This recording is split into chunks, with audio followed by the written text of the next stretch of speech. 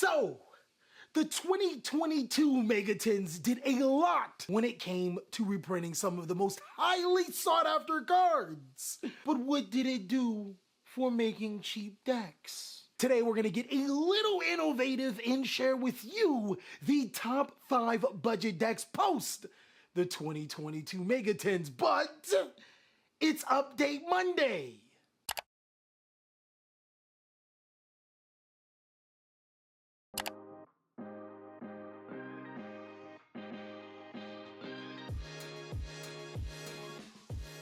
What's going on with y'all, big dog? And it is an amazing day for Yu-Gi-Oh! I hope your day, phenomenal. But if it isn't, don't let what happened at the beginning of your day ruin the rest of your day.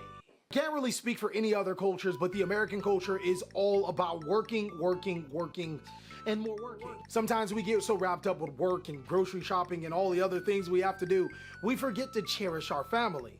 Budget that time to cherish your family, just like how I'm gonna be budgeting these decks out for you that you could be playing. That's right, guys, I'm gonna be ripping in slide and I'm going to figure out the top 5 competitive budget decks for you.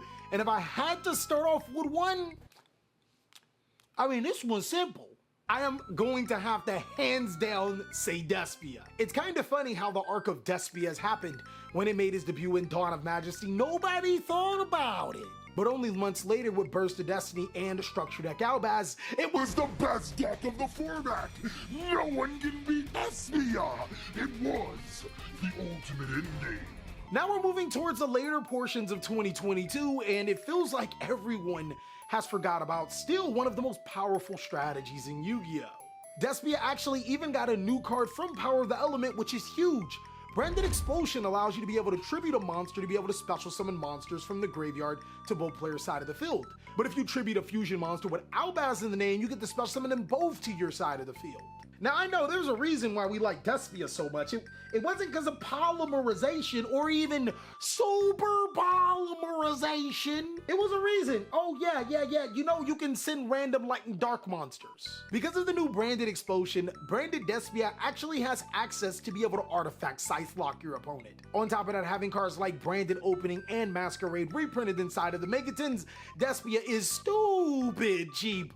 Probably cheaper than it's ever been, and is still a fairly good deck. And while I'm talking about decks that got reprinted inside of the 2022 Megatins, we might as well just make a deal with the devil here by now.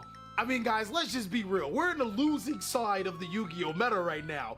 Everything is expensive and this deck just got cheaper. I'm not telling you to be a bird brain glue eater, but Floowandereeze did just get significantly cheaper. I really don't agree with a lot of the Floowandereeze cards being reprinted, mainly because they were already cheap in the first place, but upgrades to certain Floowandereeze cards definitely feels nice if you want to play Floowandereeze.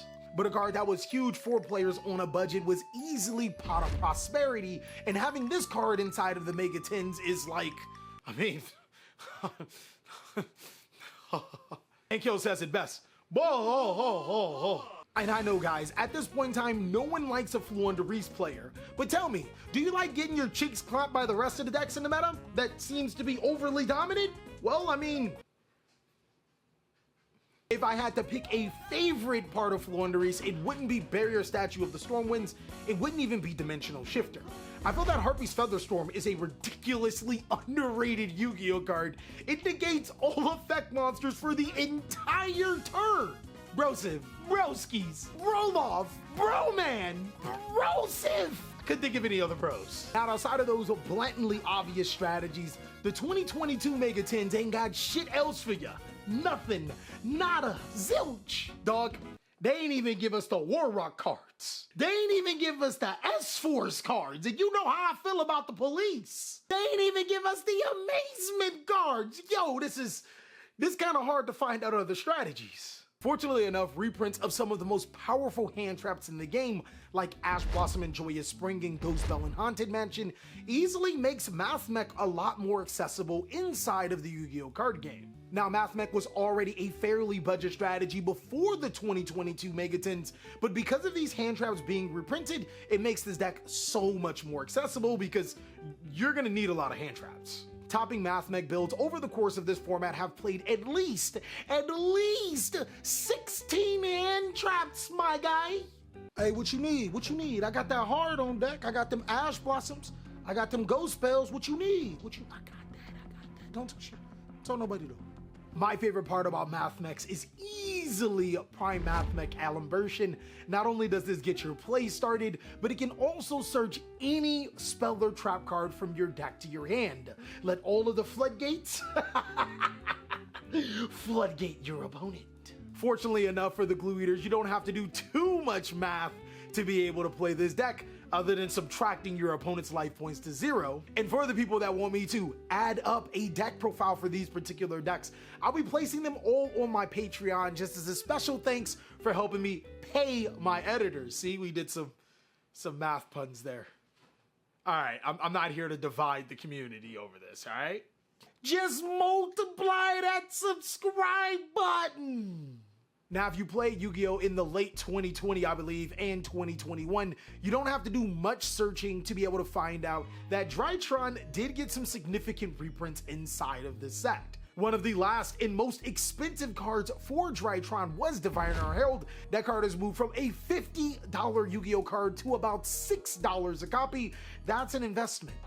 June actually traded away his entire Despia deck for some Diviner of Heralds, and he said, I want the original Brisket again. Bro, you played yourself. I also wouldn't mistake that we got another reprint. It gets Mu Beta, with Mu Beta Fafner becoming a secret rare in the tin, even though it was a secret rare before, but hey, $1 versus the $7, we'll take those. Easily, my favorite thing about Drytron is being able to ritual summon into a Morphactor Pain. This card skips your opponent's main phase 1, as well as negates all fusions, exceeds, synchros, and pendulum monsters on the field.